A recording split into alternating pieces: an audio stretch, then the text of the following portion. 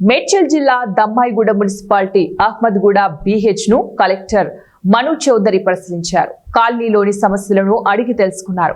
41 బ్లాకులలో ఉన్న సమస్యలను దశల వారీగా పరిష్కరిస్తానని కలెక్టర్ కు తెలిపారు. ఎలక్ట్రిసిటీ ట్రాన్స్ఫార్మర్లకు కంచెతో భద్రత ఏర్పాటు చేస్తామన్నారు. స్కూళ్లు, బస్తీ, దవాఖానా, అంగన్వాడీ సెంటర్ల ఏర్పాట్లు, స్ట్రీట్ లైట్లు, బస్సు సౌకర్యం కల్పిస్తామన్నారు. ఈ కార్యక్రమంలో హౌసింగ్ అధికారి Ramanamurthy, Keesara MRO Ashok, Dammaiguda municipal commissioner Venkatreddy తదితరులు పాల్గొన్నారు.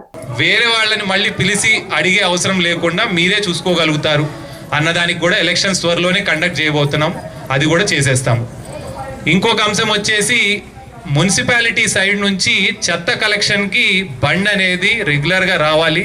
ఇప్పుడు దాంట్లో కూడా ఇబ్బంది ఫేస్ చేస్తూ ఉన్నాము. బండి రావట్లేదు అన్నారు. మున్సిపల్ కమిషనర్ ఉన్నారు, వారికి కూడా తప్పకుండా చెప్తున్నాము ఇన్స్ట్రక్షన్స్. చెత్త బండి రోజు ఇక్కడికి వచ్చే విధంగా, అదేవిధంగా వచ్చిందా లేదా అనేది మీరు ఎట్లాగో resident welfare association body form అవుతుంది కాబట్టి వారి నుంచి కూడా ఫీడ్బ్యాక్ తీసుకుంటాం. ఇప్పుడు చెప్పిన అంశాలు దాదాపు 16 అయినాయి. ఇవి కాకుండా ఏమన్నా ఉన్నాయా?